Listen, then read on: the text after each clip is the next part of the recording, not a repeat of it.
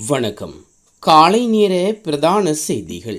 விரிவான செய்திகளுக்கு செல்லும் முன்னர் முதலில் தலைப்புச் செய்திகள். கொத்மலை பஸ் விபத்தில் உயிர்ந்தோரின் எண்ணிக்கை 21 உயர்வு. கனடாவில் முள்ளிவாய்க்கால் நினைவு தூவி. பஸ் விபத்தில் உயிர்ந்தோரின் குடும்பங்களுக்கு இழப்பீடு வழங்க தீர்மானம். கொத்மலை விபத்து தொடர்பில் ஜனாதிபதி அனுதாபம். முட்டையின் விலையில் திடீர் மாற்றம். இந்திய குடியரசுக்கும் பாகிஸ்தான் இஸ்லாமிய குடியரசுக்கும் இடையில் எட்டப்பட்ட போர் நிறுத்த ஒப்பந்தத்துக்கு தனது மனமார்ந்த நன்றியை தெரிவித்துக் கொள்வதாக ஜனாதிபதி அனுகுமார் திசாநாயக்க தெரிவித்துள்ளார். அமைதியை நோக்கி இந்த குறிப்பிடத்தக்க நடவடிக்கை இலங்கை அரசாங்கம் மற்றும் மக்கள் சார்பாக பாராட்டுவதாகவும் ஜனாதிபதி கூறியுள்ளார். போர்களை உடனடியாக நிறுத்துவது இருதரப்பிலும் உள்ள அப்பாவி உயிர்களை பாதுகாப்பதற்காக ஒரு முக்கிய நடவடிக்கை மட்டுமல்ல, நமது பிராந்தியத்தில் நீடித்த அமைதி மற்றும் ஸ்திரத்தன்மையை அடைவதற்கான ஒரு முக்கியமான படி எனவும் ஜனாதிபதி குறிப்பிட்டுள்ளார். மேலும் இந்த முக்கியமான கட்டத்தில் ராஜதந்திரம் மற்றும் நிதானத்தை தேர்ந்தெடுப்பதில் உண்மையான அரசியல் திறமையை வெளிப்படுத்துவதற்காக இரு நாடுகளின் தலைவர்களையும் பாராட்டுவதாகவும் ஜனாதிபதி அனுகுமார் திசாநாயக்க குறிப்பிட்டுள்ளார். இந்தியா மற்றும் பாகிஸ்தான் ஆகிய இரு நாடுகளின் நெருங்கிய அண்டை நாடாகவும் நீண்டகால நண்பனாகவும் இந்த போர் நிறுத்தம் தொடர்ச்சியாக ஈடுபாட்டின் மூலம் நீண்டகால பிரச்சினைகளுக்கு அமைதியான மற்றும் ஆக்கப்பூர்வமான தீர்வு ஒரு அடித்தளமாக செயற்படும் என நம்புவதாகவும் ஜனாதிபதி வலியுறுத்தியுள்ளார். ரம்போடை ஹெரண்டியல்ல பகுதியில் இடம்பெற்ற பஸ் விபத்து மற்றும் நேற்று வெள்ளிக்கிழமையில் இடம்பெற்ற பஸ் விபத்தில் படுகாயமடைந்தவர்களை மேலதிக சிகிச்சைக்காக கொழும்பு அழைத்துச் செல்ல 2 ஹெலிகாப்டர்கள் தயார் நிலையில் வைக்கப்பட்டதாக பாதுகாப்பு அமைச்சு தெரிவித்துள்ளது. அதன்படி அமைச்சின் செயலாளரின் அறிவுறுத்தலின் பேரில் ரத்மலை விமானப்படை தளத்திலிருந்து இந்த 2 ஹெலிகாப்டர்களையும் விமானப்படையும் தயார் நிலையில் வைத்துள்ளதாக பாதுகாப்பு அமைச்சு தெரிவித்துள்ளது. அவசரகால மீட்பு நடவடிக்கைக்காக இலங்கை விமானப்படைக்கு சொந்தமான 2 பெப்ரல் 412 ரக ஹெலிகாப்டர்கள் ஈடுபடுத்தப்பட்டுள்ளதாக பாதுகாப்பு அமைச்சு மேலும் தெரிவித்துள்ளது. கொத்மலை ரம்போட ஹெரண்டியல பகுதியில் இடம்பெற்ற பஸ் விபத்தில் உயர்ந்தவர்களின் குடும்பங்களுக்கு இழப்பீடு வழங்க அரசாங்கம் தீர்மானித்துள்ளது. அதற்கமைய விபத்தில் உயர்ந்த ஒவ்வொரு குடும்பங்களுக்கும் தலா 1 மில்லியன் ரூபாய் வழங்க உள்ளதாக போக்குவரத்து மற்றும் நெடுஞ்சாலைகள் பிரதி அமைச்சர் பிரசன்ன குணதேவர தெரிவித்துள்ளார். நுவரெலியா கம்பளை பிரதான வீதியில் உள்ள கொத்மலை ஹெரண்டியல பகுதியில் நேற்று காலை நடந்த பஸ் விபத்து பற்றிய செய்திகளை கண்டு மிகவும் அதிர்ச்சி அடைவதாக ஜனாதிபதி அனுகுமார் திசாநாயக்க தெரிவித்துள்ளார். இது தொடர்பில் அவர் வெளியிட்டுள்ள அனுதாப கடிதத்தில் இதனை கூறியுள்ளார். நாட்டில் தினமும் அதிகரித்து வரும் வீதி விபத்துக்கள் குறித்து அரசாங்கம் மிகுந்த கவலை கொண்டுள்ளதாகவும் அவர் அறிக்கையில் கூறியுள்ளார். மேலும் இதுபோன்ற விபத்துக்களை தடுப்பதற்காக நிரந்தர திட்டத்தை வகுப்பதிலும் தற்போது விடாமுயற்சியுடன் செயற்பட்டு வருவதாக ஜனாதிபதி குறிப்பிட்டுள்ளார். தற்போதுள்ள சட்டங்களை செயற்படுத்துவதன் மூலம் சாரதிகளின் மனப்பான்மையை மேம்படுத்துவதன் மூலமும் இந்த விபத்துக்களை கணிசமாக குறைக்க முடியும் என நம்புவதாகவும் ஜனாதிபதி தெரிவித்துள்ளார். கிளீன் ஸ்ரீலங்கா திட்டத்தின் கீழ் இதற்கான ஒரு செய்ய திட்டம் ஏற்கனவே திட்டமிடப்பட்டுள்ளதாகவும் அறிக்கையில் சுட்டிக்காட்டியுள்ளார். இதேவேளை இன்று காலை நடந்த இந்த கொடூரமான விபத்தில் உயிர்ந்த அனைவரின் குடும்பத்திற்கும் தனது ஆழ்ந்த இரங்கலை தெரிவித்துக் கொள்வதாகவும் காயமடைந்தவர்கள் விரைவில் குணமடைய பிரார்த்திப்பதாகவும் தெரிவித்துள்ளார்.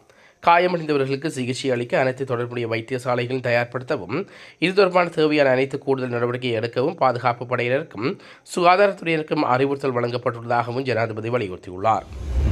600 லட்சம் ரூபாய் பெறுமதியான வெளிநாட்டு சிகரெட்டுக்குடன் சந்தேக நபர் 4 சுங்க திணைக்கள அதிகாரிகளால் கைது செய்யப்பட்டுள்ளார்கள். சமீபத்திய கைப்பற்றல் அதிகளவான சிகரெட் தொகை இதுவாகும் என சுங்க திணைக்களம் அதிகாரிகள் தெரிவித்துள்ளார்கள். எமிரேட் விமான சேவைக்கு சொந்தமான விமானத்தில் துபாயிலிருந்து கட்டுநாயக்க விமான நிலையத்துக்கு வருகை தந்த கொழும்பு வெள்ளம்பட்டி, தெமட்டகுட, பம்பலப்பட்டி மற்றும் கோஸ்வத்த பகுதிகளைச் சேர்ந்த 25 முதல் 30 வயதுக்குட்பட்ட 4 இளைஞர்களையும் இவ்வாறு சுங்க திணைக்கள அதிகாரிகளால் கைது செய்யப்பட்டுள்ளார்கள். சந்தேக நபர்கள் 4 விமான நிலையத்தை விட்டு ஒழுங்கமைக்கப்பட்ட முறையில் வெளியேற முயன்ற போது ஒவ்வொருவரின் முயற்சிகளும் முறியடிக்கப்பட்டுள்ளது. இதனைத் தொடர்ந்து அவர்களை சோதனையிட்ட போது அவர்களில் 20 பாக்கெட்டுகள் இருந்து குறித்த சிகரெட்டுகள் கண்டுபிடிக்கப்பட்டுள்ளன. கைப்பற்றப்பட்ட சிகரெட்டுகளின் மொத்த பெறுமதி 600 லட்சம் ரூபாய் என்று தெரிய வந்துள்ளது. சந்தையில் முட்டையின் விலை வீழ்ச்சியடைந்துள்ளதாக நுகர்வோர் கூறுகின்றார்கள். அதன்படி பல பகுதிகளில் முட்டையின் விலை 20 ரூபாய் தொடக்கம் 24 ரூபாய் வரை விற்பனை செய்யப்படுவதாகவும் தெரிவிக்கப்படுகிறது. சிறிது காலத்துக்கு பிறகு முட்டையின் விலை இந்த அளவுக்கு குறைவடைந்துள்ளதாக சந்தை வட்டாரங்கள் தெரிவிக்கின்றன. தனது உயிரை மாய்த்த மாணவி டில்லி ஹம்சியாவுக்கு நீதி வேண்டி மட்டக்களப்பில் பாரிய ஆர்ப்பாட்டம் முன்னெடுக்கப்பட்டது. பாடசாலைகளில் உளவியல் கட்டமைப்பை வலிமைப்படுத்தவும் நீதி கோரியும் நேற்று காலை 9:30 மணிக்கு ஆரம்பமாகி காந்தி பூங்கா வளாகத்தில் முன்னடைபெற்றது. என் மௌனம் என் குற்றமல்ல, உன் செயல்தான் குற்றம், மௌனத்தை காப்போம் என தன்னுரை மாய்த்த டில்லி ஹம்சியாவுக்கு வேண்டி ஒரு நிமிட மௌன அஞ்சலி செலுத்தப்பட்டு குறித்த ஆர்ப்பாட்டம் முன்னெடுக்கப்பட்டது. பெண்கள் அமைப்பு குறித்த ஆர்ப்பாட்டத்தினை ஏற்பாடு செய்திருந்தார்கள். இதில் பெண்ணியன் சார் சமூக செயற்பாட்டாளர்கள், சமூக அமைப்புகள், பொதுமக்கள் என பலரும் கலந்து கொண்டிருந்தமை குறிப்பிடத்தக்கது. தடுப்பு காவலில் வைக்கப்பட்டுள்ள முன்னாள் சுகாதார அமைச்சர் கெஹிலிய ரம்புக்வெலவிடமிருந்து பல அங்கீகரிக்கப்படாத பொருட்கள் கண்டுபிடிக்கப்பட்டதாக போலீசார் தெரிவித்துள்ளனர். லஞ்ச வழக்கில் ரம்புக்வெல மே 7 முதல் 20 வரை தடுப்பு காவலில் வைக்கப்பட்டுள்ளார். மீட்கப்பட்ட பொருட்களில் யானை முத்து, பல மரப்பட்டை துட்டுகள் மற்றும் ஒரு சிறிய பொறிக்கப்பட்ட புத்த சிலை ஆகியவை அடங்கும். ரம்புக்வெல்லிடமிருந்து இந்த பொருட்கள் தனது தந்தையால் தனக்கு வழங்கப்பட்டதாகவும் தனது பாதுகாப்பிற்காக அவற்றை எடுத்துச் சென்றதாகவும் கேலிய கூறியுள்ளார். இந்த பொருட்கள் பறிமுதல் செய்யப்பட்டு மேலதிக விசாரணைக்காக அரசு பகுப்பாய்வாளர்கள் துறைக்கு அனுப்பப்பட்டுள்ளன. நுவரெலியா கண்டி பிரதான வீதியில் கொத்மலை போலீஸ் பிரிவுக்குட்பட்ட இரம்போட கெரண்டி எல்ல பகுதியில் நேற்று அதிகாலை இடம்பெற்ற பஸ் விபத்தில் பலியானோர் எண்ணிக்கை 21 உயர்வடைந்துள்ளதாக போலீஸ் ஊடக பிரிவு தெரிவித்துள்ளது. உயர்ந்த 21 பேரின் சடலங்களும் கொத்மலை பிரதேச வைத்தியசாலையில் வைக்கப்பட்டுள்ளதாகவும் தெரிவிக்கப்படுகிறது.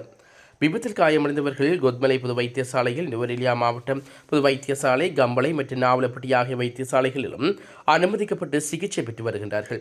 கதிர்காமத்திலிருந்து நுவரெலியா வழியாக குருநாகல் நோக்கி பயணித்து இலங்கை போக்குவரத்து சபைக்கு சொந்தமான பஸ் ஒன்றை இவ்வாறு விபத்துக்குள்ளாகியுள்ளது.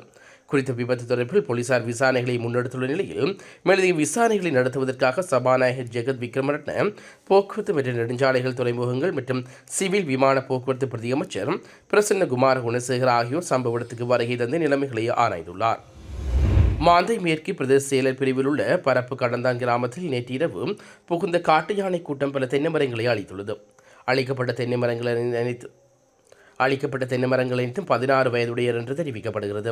தொடர்ச்சியாக இந்த கிராமத்தின் பல பகுதிகளில் இவ்வாறான காட்டு யானைகளின் அட்டகாசம் அதிகரித்து காணப்படுவதாகவும் தாங்கள் வாழ்வாதாரம் செய்து வருகின்ற இந்த தோட்டச்செய்கையை அளிப்பதாகவும் மக்கள் தெரிவித்துள்ளார்கள். அவ்வாறு இரவு யானை கூட்டம் பல தென்னை மரங்களை அழித்து இவ்வாறு சேதப்படுத்தி சென்றுள்ளது. காட்டு யானைகளால் தொடர்ச்சியாக இவ்வாறான நிலை ஏற்படுமாயின் அக்கிராமத்தில் விவசாய நடவடிக்கைகள் மேற்கொள்ள முடியாத நிலை ஏற்படும் எனவும் மக்கள் விசனம் தெரிவித்துள்ளார்கள். இதனை கருத்தில் கொண்டு பரப்பு கிடந்தான் கிராமத்துக்கு ஒரு யானை வேலி அனுப்பி தருமாறு மக்கள் அரசாங்கத்திடம் கோரிக்கை முன்வைத்துள்ளார்கள்.